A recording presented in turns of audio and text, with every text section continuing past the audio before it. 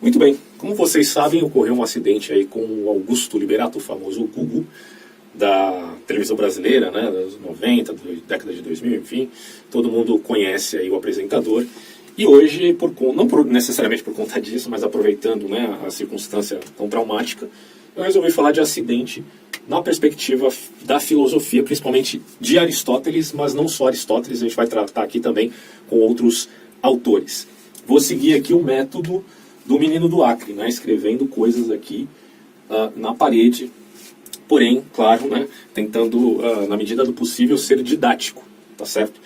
Então, a primeira coisa a se entender sobre acidente é que ele não faz parte necessariamente do aspecto da ciência, tá? Por que eu digo isso? Porque ciência, ela lida ou investiga a causa das coisas. E será que pelo acidente você consegue constatar a causa das coisas? Tem uma sutileza filosófica aí. Depende. E depende do quê? Dos aspectos de diferenciação que o próprio Aristóteles dá ao conceito de acidente. Vejamos. Ele vai dizer, em primeiro lugar, determinação ou qualidade casual. E aqui tome nota desse termo, destaque, casual, que é diferente de causal. Que pode pertencer ou não a determinado sujeito, mas sendo estranho à essência ou substância necessária deste sujeito. A acidentalidade, que é casual, está no sujeito, mas não faz parte da substância do sujeito. Cabe fazermos uma diferenciação básica aqui. Substância é aquilo que a coisa realmente é, tá? Dessa perspectiva aqui, em contraposição ao acidente, que representa aquilo que não necessariamente está vinculado, pode estar vinculado, tá? A gente vai ver aqui a substância, mas não é da substância. Então, se eu falo, por exemplo, mesa é aquilo que é.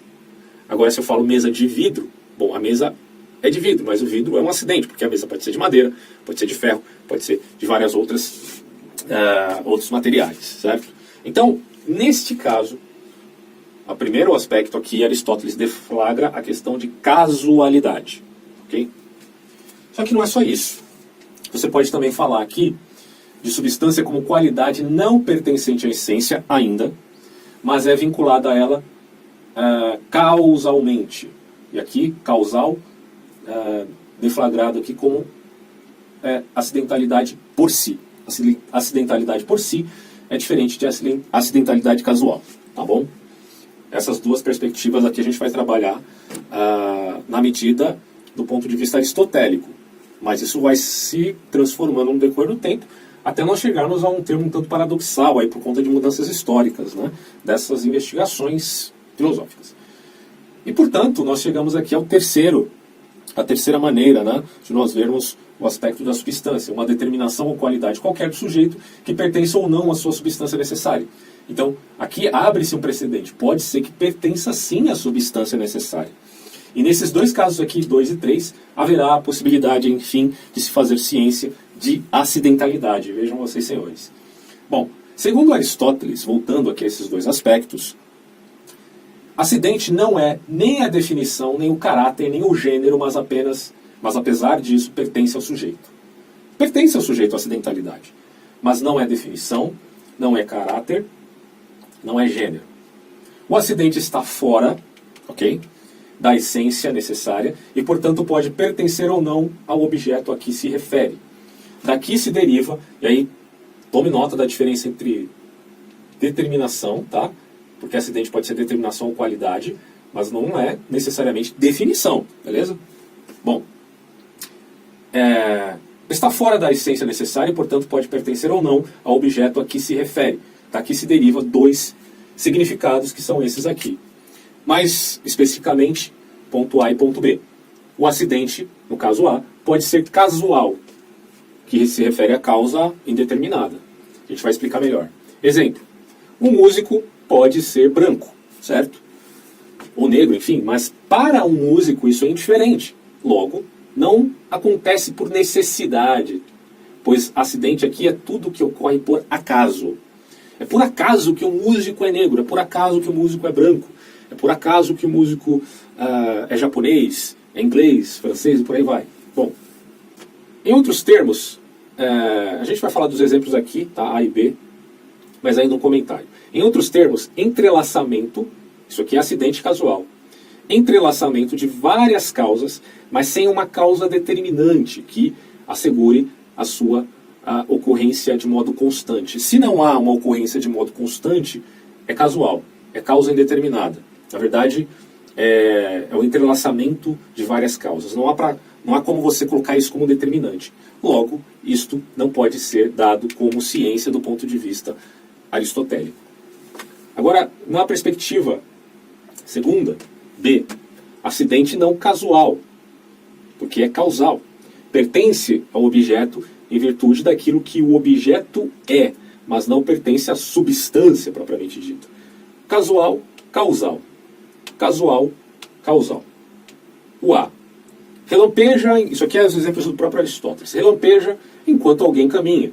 Ora, o relâmpago não é causado pelo caminhar, né? Eu até coloquei aqui uma piadinha, né, para não esquecer. A não ser que o cara tenha TOC, né, que é um transtorno obsessivo compulsivo, ele acha que se ele caminha pode relampejar. Logo, eu não sei como é que ele vai fazer lá fora se não caminhar, né, mas enfim, ele tem que sair de carro, ele tem que fazer isso ou aquilo para impedir, mas isso é outra história. A vinculação, a correlação entre caminhar e o relâmpago, ela é totalmente arbitrária, não há causalidade, não há relação entre essas coisas. Foi uma casualidade, não causalidade. Agora, aqui, um animal morre degolado, ferido. Morreu por causa acidental, foi um ferimento que aconteceu, certo? Morreu pelo ferimento. Então, tem um vínculo causal e não casual, certo? Então, ciência. Ela pode ser dada naquilo que é causal, mas não naquilo que é casual, certo? Então, essa é a primeira parte, a gente vai partir aqui para o lado verde da questão. Então, o acidente. Pelo segundo significado, nós podemos relacionar o terceiro, que é o que a gente já viu, tá? Que seria aí uma determinação ou qualidade qualquer do sujeito que pertença ou não à sua substância necessária. O Porfírio dirá: acidente é o que pode ser gerado ou desaparecer sem que o sujeito seja destruído. Essa é uma análise de Porfírio que o próprio Mário comenta, né, na obra dele, da Enciclopédia Cultural, onde ele diz o seguinte: de fato, essa aqui era uma percepção aristotélica, era um comentário de Porfírio a Aristóteles. Porém, ele parece não perceber a distinção das tais acidentalidades. Nessa definição, não cabem as características que Aristóteles aponta, pois um triângulo euclidiano não pode dispensar o fato de seus ângulos equivalerem a dois retos, sem deixar de ser um triângulo, ficando, pois, afetada a existência do próprio sujeito, no caso, daquela característica da coisa que é o triângulo, ok? Se referindo, portanto, à diferenciação aristotélica de acidente casual e acidente causal. Em Tomás de Aquino, e aí tome nota que essa perspectiva de Porfírio, ela dominou a tradição posterior, e aí a gente vê o reflexo disso em outros pensadores. Mas aqui em Tomás de Aquino, ou basicamente na escolástica, no segundo dos dois significados aristotélicos, o acidente se contrapõe, acertadamente Tomás de Aquino identifica, essa contraposição entre acidente e substância. Por essa contraposição, o acidente é o que está em outra coisa, ok? E aí, entre esse aspecto, o acidente se contrapõe à coisa, no caso, à substância, porque seu modo de ser é inerir. Esse é um termo fundamental para entender essa perspectiva. Inerir por quê? Porque algum sujeito, ele vai inerir a algum sujeito em oposição à substância, ou ao subsistir da própria substância. Inerir, obviamente, significando aqui uma íntima união, uma vinculação forte. Aqui o acidente torna-se coextensivo, ocupa o mesmo espaço, ao de qualidade em geral, sem referência ao seu caráter casual. Depois você tem as perspectivas aqui do Stuart Mill, do John Locke, os empiristas ingleses, que vão pensar a coisa de uma maneira um pouco diferenciada, né? Por exemplo, Stuart Mill, ele vai pensar a coisa na perspectiva de que acidentes são todos os atributos de uma mesma coisa que não estão, digamos assim, comprometidos no significado do nome. E não tem um vínculo necessário com atributos indivisíveis da mesma coisa, tá? Já os empiristas ingleses, o termo qualidade ele substitui o termo acidentalidade. Então eles viam qualidade por conta disso, já que não está usando um termo mais deflagradamente oposto à acidentalidade, como algo inseparável da substância. Olha a sutileza aqui. E o que implica num uso posterior, onde acidente quase não é mais oposição à substância. Vê o problema? Bom, depois disso você tem vários autores, né, tratando da questão. Kant, Hegel, Fichte. O próprio Kant, voltando aqui ao quadro, ele vai tratar da seguinte forma a questão. Vou dar uma balançada aqui. Retoma a terminologia escolástica, né, mas com um significado distinto, pois os acidentes são considerados modos especiais de existir da própria substância. Então, a vinculação ainda da substância. Lembremos que, novamente, o terceiro aspecto de acidente que nós estamos tratando aqui, uma determinação ou qualidade qualquer do sujeito que pertença ou não à sua substância necessária. Tá? Pode pertencer ou não. Nesse aspecto, para Kant, pelo que estamos vendo aqui, modos especiais de existir da própria substância. Então, pertence à substância. Não meramente coexiste no espaço da substância, digamos assim. Hegel, similarmente a Kant, diz que a substância é a totalidade dos acidentes, nos quais ela se revela como uma absoluta negação deles. É a questão do processo de posição, oposição e contraposição. Tese, antítese e síntese. Acidentes para Hegel, portanto, na sua totalidade, são a revelação ou a própria manifestação da substância. Você ainda tem a ideia também do Fichte, né? Onde nenhuma substância é pensável senão em referência a um acidente, que se refere, portanto, à realidade inteira, tomando realidade aqui em determinado momento, como a própria coisa mesma, a substância.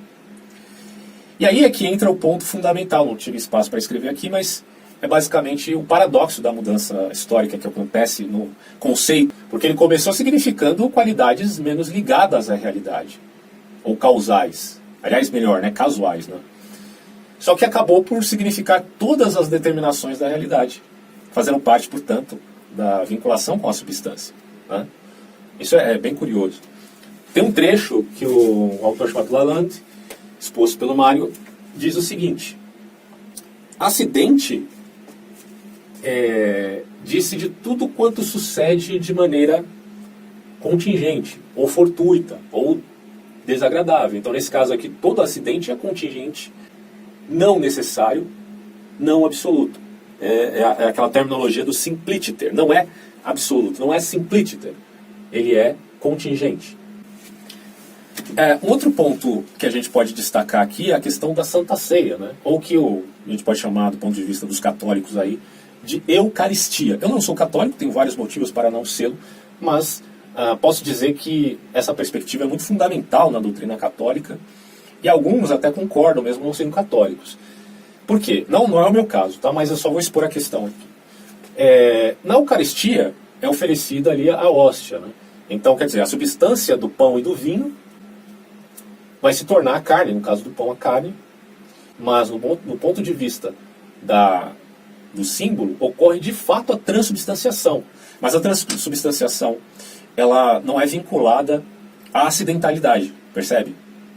Que é a substância que está sendo representada pelo pão. Mas ela ocorre substancialmente. Por isso que não há transformação nenhuma quando você vê ali a hóstia. Mas, independente disso, na substância ela de fato se torna, dizem os católicos, o corpo de Cristo. Essa é uma observação que se refere a uma apreensão filosófica que é vinculada a uma tradição apostólica que não tinha inicialmente esse vínculo. Vocês percebem como essa coisa ela é muito sutil. Mas enfim, é isso. Nós temos a falar de acidentalidade como introdução do tema, que é um conceito tão importante aí na história da filosofia.